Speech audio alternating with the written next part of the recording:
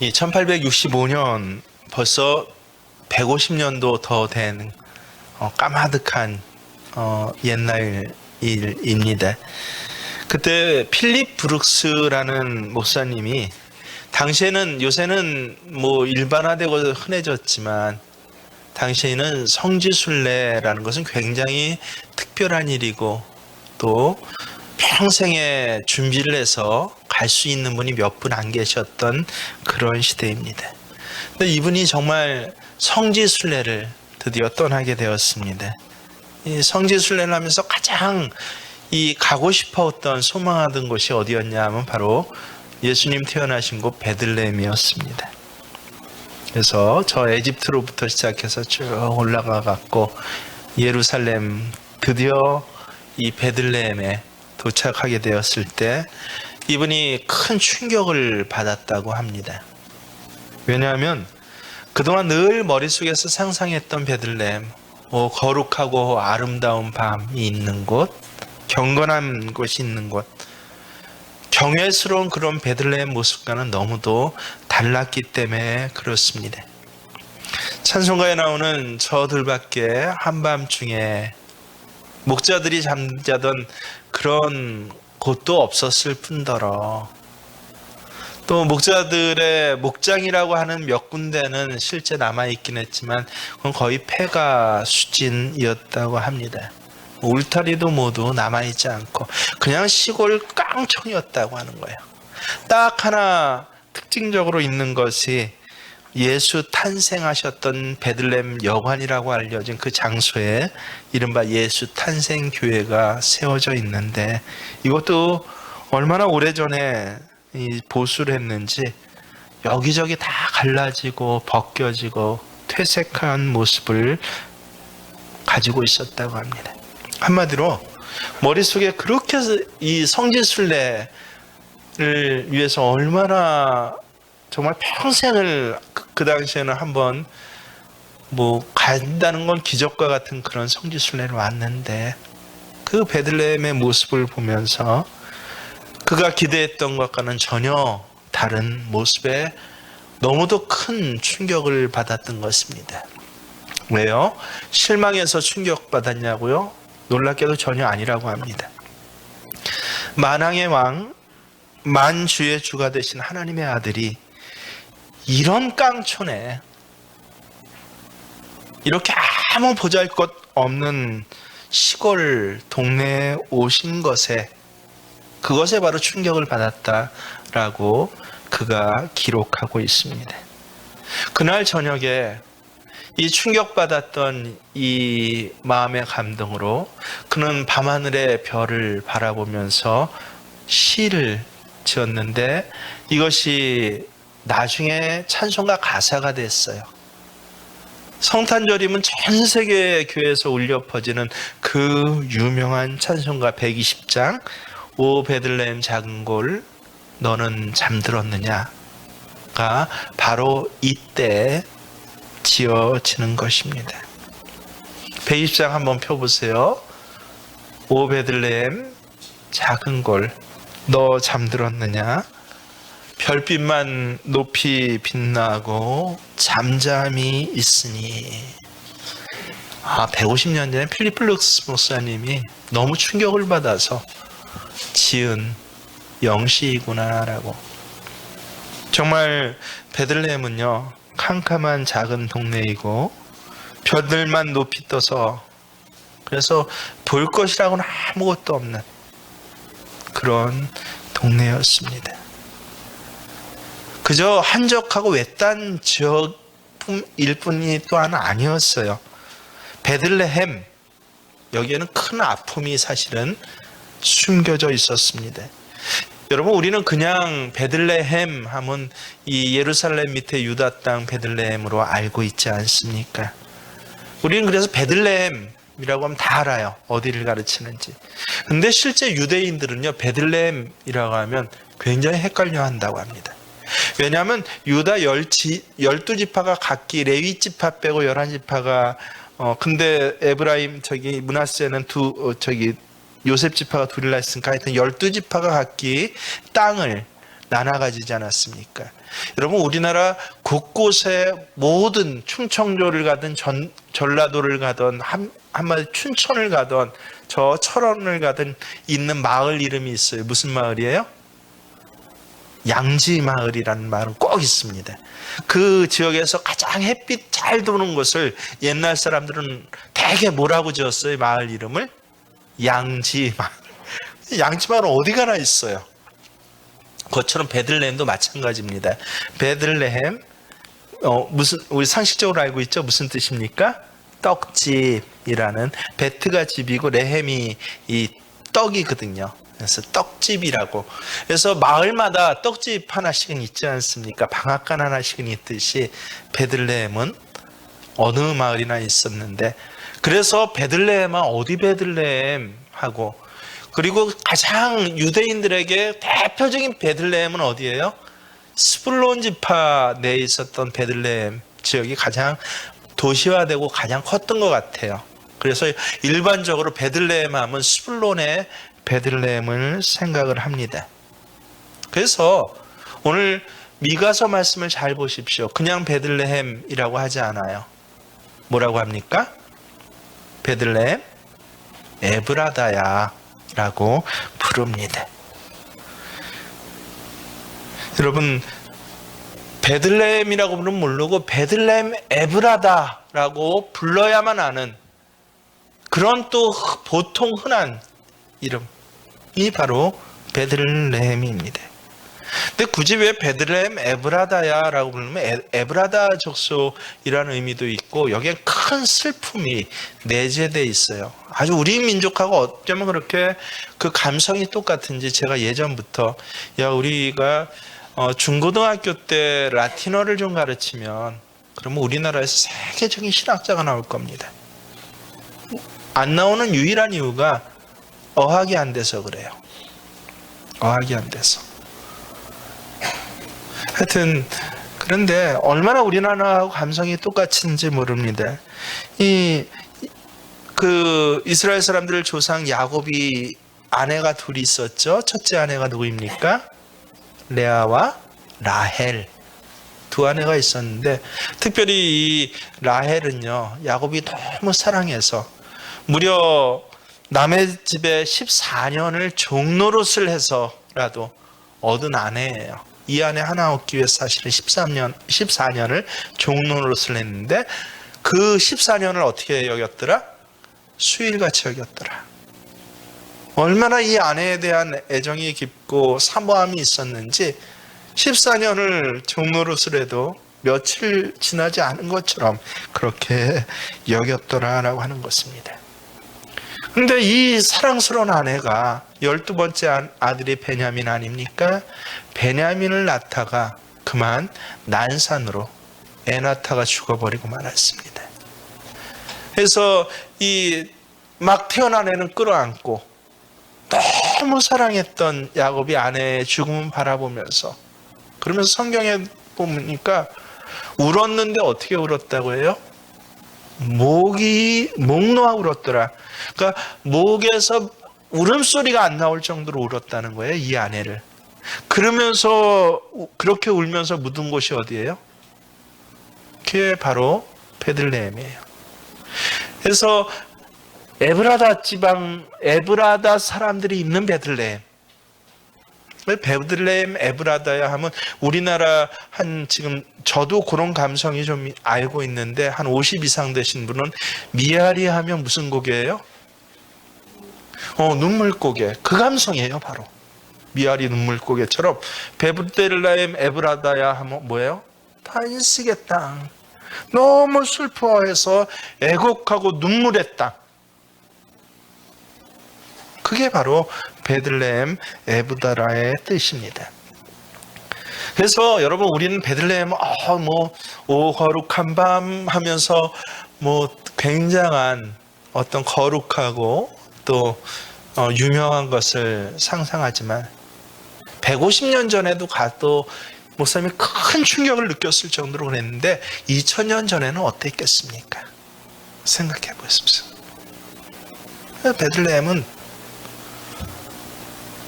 그냥 깡촌 시골 도시일 뿐만 아니라 그 땅 이름만 떠올려도 뭐가 생각나요? 통곡이 생각나고 슬픔이 생각하고 사랑하는 사람이 잃어버린 땅으로 거기 어쩔 수 없이 묻으면서 소리 나지 않는토록 때까지 통곡했던 땅이 바로 베들레헴입니다. 근데 이런 베들레헴이 놀랍게도요, 신약시대에 와서, 구약까지는 그런 베들레헴이었어요. 근데 신약시대에 와서 갑자기 가장 소망스러운 땅, 오늘날 크리스찬이라면 저도 꼭 한 번은 가볼 것입니다. 꼭 한 번은 가봐야 하는 그런 이 땅이 되었습니다. 성지의 순례길이 되었던 것입니다. 왜 그렇습니까? 바로 그곳에 예수님이 오셨기 때문에 그렇습니다. 대개 동네가 인물을 배출하는 경우가 있고 어떤 위대한 인물이 그 동네를 비신하게 하는 경우가 있습니다. 베들레헴은 후자예요. 옛날뿐만 아니라 지금도 지극히 작은 동네가 베들레헴입니다. 근데 단 한 가지 이유, 예수님이 그곳에 오셨다. 이 이유 하나만으로 지금 전 세계 사람들과 기독교인들은 모르는 곳 사람이 없는 명소가 되었습니다. 우리가 이 대림의 절기에 베들레헴을 생각하면서 꼭 먼저 알아야 할 것은요, 예수님 어쩌다 이 베들레헴에서 태어나신 것이 아니라는 것입니다. 사람들에게 베들레헴은 그저 볼품없는 곳, 외딴 곳, 그런 것으로 알려졌지만 성경에 보면요, 이 베들레헴은 오래전부터 하나님께서는 약속의 땅으로 아예 지정해 준 곳이 바로 베들레헴이었습니다. 여러분, 여호수아와 갈렙 너무도 잘 아시죠? 갈렙이 80이 넘어서 나중에 광야 생활을 끝나고 아무도 이 여부스 사람의 그 땅에 너무도 힘들어서 야, 저 땅은 우리가 정복하지 못해 라고 할 때 갈렙이 뭐라 그럽니까? 내가 40년 전이나 지금이나 일반이니. 70이 훨씬 넘은 갈렙이 하나님이 저 땅을 내게 주신다고 약속하셨으니 저 땅을 내게 주십시오 해서, 그래서 믿음으로 정복한 땅이 어디입니까? 그게 바로 베들레헴입니다. 사무엘상 16장 1절에 의하면 다윗이 바로 이곳에 태어났다라고 합니다. 다윗은 예수님의 조상입니다. 마태복음 1장에 나오는 예수님의 족보를 보면 뭐라고 나와요? 아브라함과 다윗의 자손 예수 그리스도의 세계다라고 나옵니다. 베들레헴에서는 예수 그리고 다윗이 태어났다라고 하는 것은 결코 우연히 어쩌다 보니까 고향이 간 데가 아니라 하나님의 철저한 계획하심이었습니다. 그것을 아주 구체적으로 나타난 것이 오늘 여러분 봉독한 미가서입니다. 미가서 5장 2절에 뭐라고 합니까? 함께 베들레헴 에브라다야, 너는 유다 족속 중에 작을지라도 이스라엘을 다스릴 자가 내게서 내게로 나올 것이라. 그는 그의 근본은 상고에 영원에 있느니라. 상고의 영원에, 아예 미래 하나님께서 오래전에 택하신 땅, 베들레헴, 너에게서 누가 나온다? 메시아가 나오신다 한 땅이 바로 베들레헴이고, 실제 예수님께서 그곳에서 나셨다는 거예요. 따라서 베들레헴이란 땅은요, 그저 예루살렘 가다가 우리가 흔히 마태복음, 누가복음에서 보듯이 예루살렘 가다가 산딸이 차서 그래서 산모가 급히 애를 낳던 곳이 베들레헴이 아니에요, 여러분. 놀랍게도 산모의 산딸까지 하나님 계산해서 이 베들레헴에서 애를 낳도록 나귀 발걸음 하나하나까지 인도하신 곳. 하필이면 그때 총독이 이 전국에 호정력을 내어서 저 위에 있었던, 저 갈릴리에 나사렛에 있었던 이 부부를 갖다가 밑에까지 내려오게 하셔서, 그래서 함께 호적하러 가는 길에 바로 그곳에서 애를 낳게 하신 것. 그러니까 뭡니까? 미리 약속된 땅입니다. 예언이 됐고, 그리고 그 예언을 성취하신 것이 바로 베들레헴입니다. 중요한 것은 무엇입니까? 야, 그거 희한하네? 아니에요. 약속, 이 축복의 약속이 정말 성취되기 위해서는요, 어째야 한답니까? 거기 예수님이 오셔야 한다라는 것입니다. 이게 가장 키포인트입니다. 아무리 귀한 약속, 축복의 약속을 많이 받았어도 실제 예수님이 오시지 않았다라고 한다면 베들레헴은 여전히 뭐예요? 떡집이에요. 베들레헴은 여전히 가장 사랑하는 사람이 죽어서 미아리 눈물고개예요. 그저 그 이름만 생각해도 가슴이 먹먹해지는 그런 땅입니다. 하지만 예수님이 오시니까 야, 그 전에 사람들은 아무도 몰랐어요. 예수님 와서 동방박사들이 묻자 그제서야 이 사두개인과 율법학자들이 머리를 싸매고 왕이 황급히 명령을 내리니까 혹시 미가서에 베들레헴이라는 땅이 있는데요 라고 얘기했을 정도로 잊혀버린 땅. 약속은 있었는데 어때요? 하나님께서는 태초에 상구에 약속해 줬는데 사람들은 잊어버렸어요. 약속, 축복의 약속도 잊어버린 땅. 예수님이 실제 오시지 않았다면 쓸모없는 그냥 버려진 땅이 되는 것입니다. 초점은 베들레헴도 예수님이 오셔야 그 축복이 실제 이루어지는 베들레헴 된다는 것입니다. 여러분 중에 스불론의 베들레헴 아시는 분이 있습니까? 아무도 없어요. 하지만 예루살렘 밑에 유다 지파의 베들레헴 우리가 다 알지 않습니까?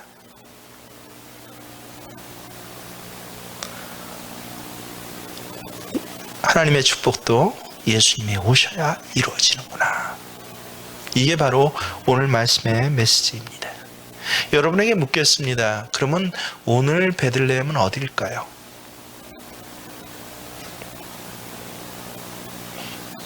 대한민국입니까? 화천입니까? 저는 그렇다고 생각해요. 하지만 무엇보다도 2020년도의 베들레헴 여러분의 가정 아닙니까? 세상적인 눈으로 보면 미아리 눈물고개예요. 온갖 세상 세파에 고생 다 하고 뭔가 소망이 좀 있고 빛이 있을래나 했는데 결과는 뭐예요? 시골 깡촌의 한 가정입니다.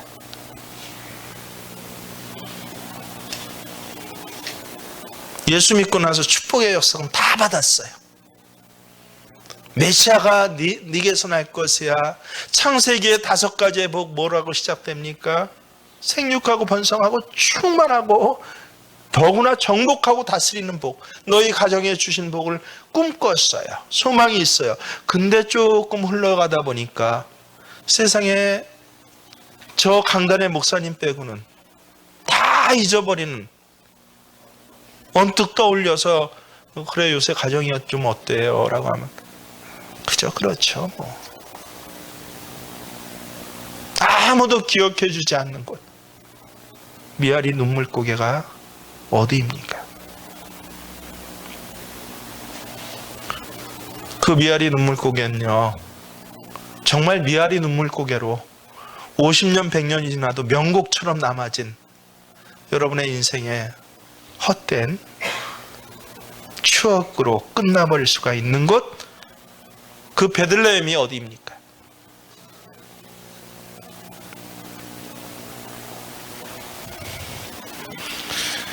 베들레헴이 눈물고개가 아니라 정말 찬송가의 주제가 되고 하나님 약속의 주제가 된 것, 이유는 단 한 가지예요. 예수님이 그곳에 오셨기 때문입니다.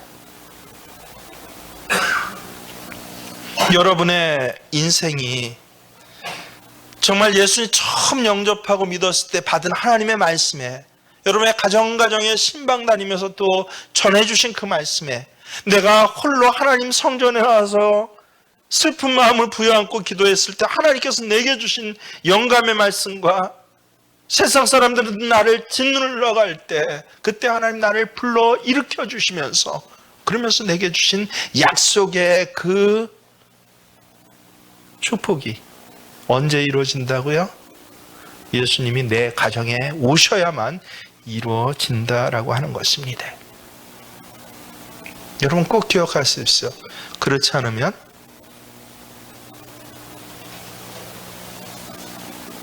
유대에선 유명한 스불론의 베들레헴이 여러분에겐 전혀 모르는 지역으로 잊혀진 것처럼 아무리 좋은 약속을 받았을지라도 아무리 내 당대에 대단한 소망이 그곳에 있었을지라도 예수님이 오시지 않거든요.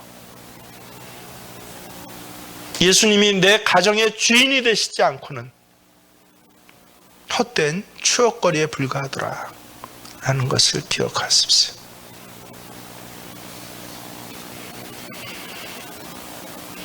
제가 새벽에는 아주 기둥과 같은 교인들만 있어서 정확하게 그분이 누군지 말씀드립니다. 제가 가장 충격받은 것은요, 제가 가장 가까이 있는 분이 중에 한 분이 신앙생활하는 걸 그렇게 핍박을 하고 박해를 하면서 나중에 한단 말이 뭔지 아십니까?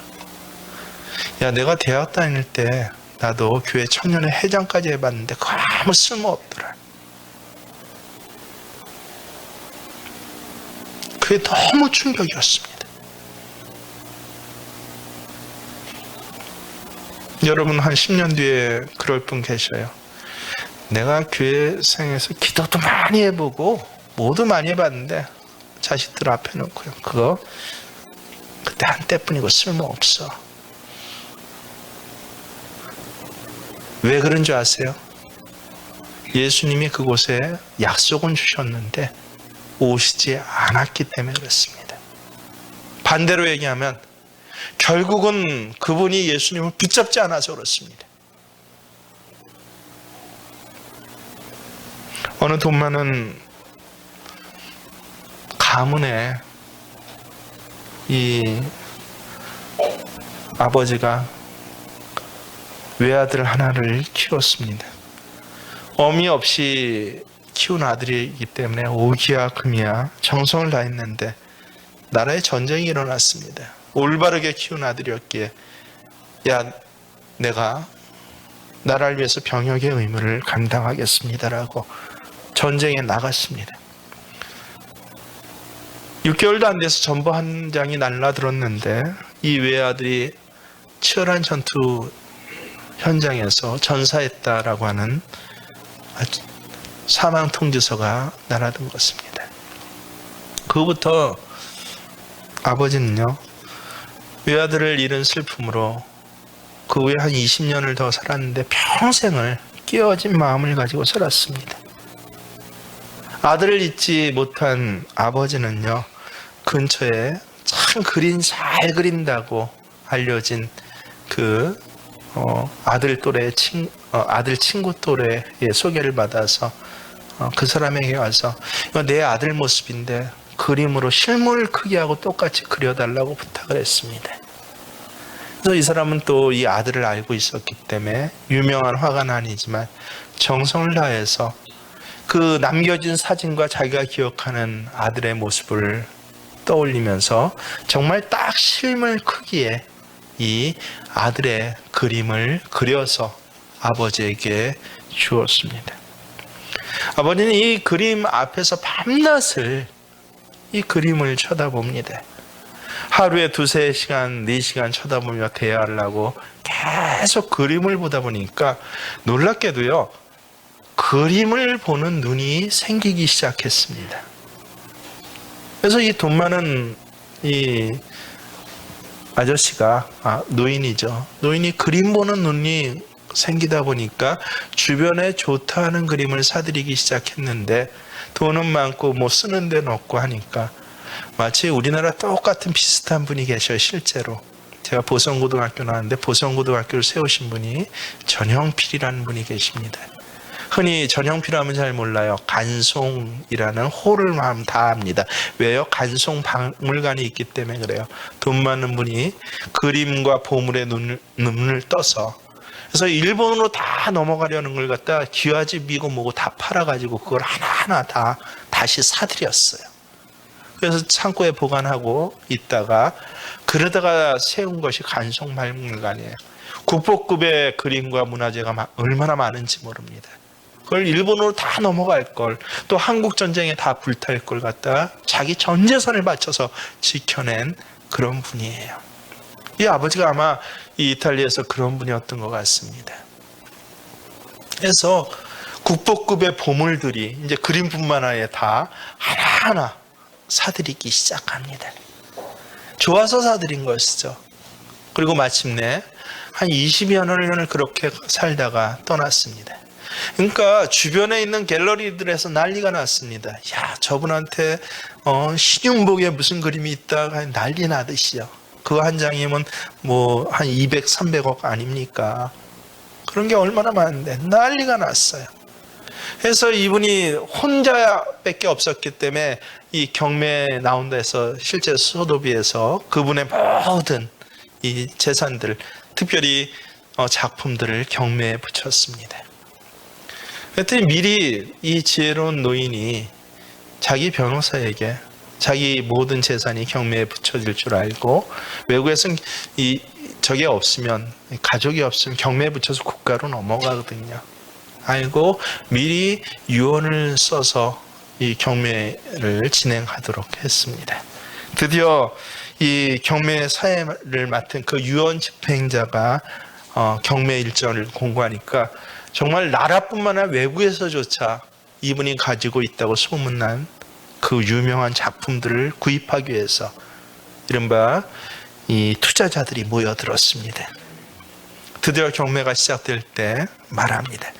여러분, 주인께서 돌아가시기 전 몇 가지 규칙을 유언으로 정해놓으셨는데, 제일 먼저 경매할 물품은 이 주인이 평소에 사랑하던 아들의 그림입니다 라고, 이거 팔고 나머지 다 팔라라고 그렇게 얘기했습니다. 이 아들의 그림을 사실 분은 하는 경매법이 있지 않습니까? 이거 해주시길 바랍니다. 100불로부터 시작합니다 라고 하는데, 거기에 온 그 세계적인 수준 높은 투자자들이 이름도 모르는 아들 친구 화가 그린 이 그림을, 그것도 그 당시 100불을 주고 누가 산답니까? 아무도 손들질 않았습니다. 아니, 저 그림 살 사람 없으니까 다른 그림부터 파십시오라고. 우리가 멀리서 여기까지 왔는데, 그런데도 이 경매를 맡은 사람 한 점 흔들림이 없었습니다. 고인의 유언입니다. 아들 그림부터 팔고 나머지 경매 처분하라고 했습니다. 100불에 이 그림 사실 분이 없습니까? 아무도 손든 사람이 없는데 한 남자가 저 뒤쪽에서 손을 들었습니다.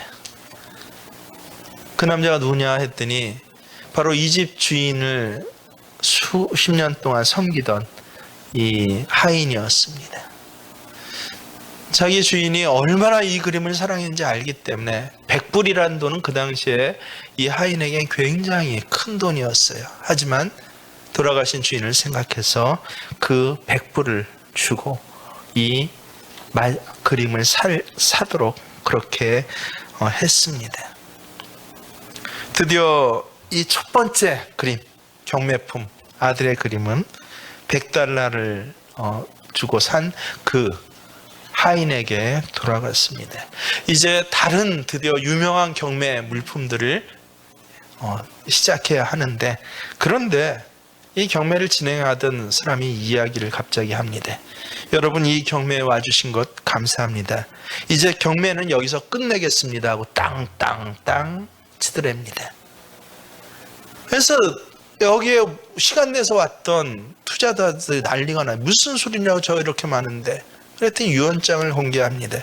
돌아가신 주인께서 남기신 또 하나의 유언장이 여기 있습니다. 제가 읽어드리겠습니다. 내 아들의 그림을 가진 사람은 누구든지 나머지 모든 내 작품들을 그 사람에게 주십시오라고요. 그러면서 다시 한번 굵은 글씨로 거기 뭐라고 써있는지 아십니까? 아들을 가진 자가 모든 것을 가진다 라고 써 있었습니다. 여러분, 예수님을 가진 자가 모든 것을 가집니다. 정말입니다.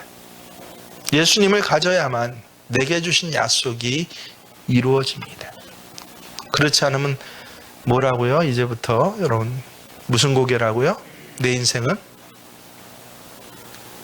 미아리 눈물 고개입니다. 내 신앙의 날들은 앞으로 분명히 그렇게 변할 것입니다. 울고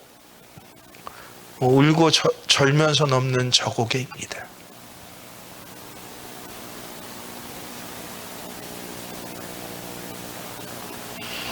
우리가 대림절의 기간을 보내면서 또 전도자로서 세워지게 되었습니다. 가장 먼저 다른 게 없어요. 예수님, 내 마음에 오십시오. 내 주인 되어 주십시오. 지금 온갖 세태로 향하고 있는 이 마음과 못된 기질에 따라서 롤러코스터 타듯이 세상에 코로나 소식처럼 그렇게 왔다 갔다 하는 내 삶의 자리에 주님 오셔서 내가로선 제어할 수 없는 이 가정, 이 아내와 이 남편과 이 자식들 그 한가운데 주님 오셔서 나 처음 만나셨을 때 약속했던 그 약속이 이루어지게 하여 주시옵소서라고 이 대림의 절기에 특별히 내일부터 시작되는 특별 새벽 기도와 금식 기도의 기간에 이 예수님을 소유하시는 저와 여러분 되시기를 주의 이름으로 축원합니다.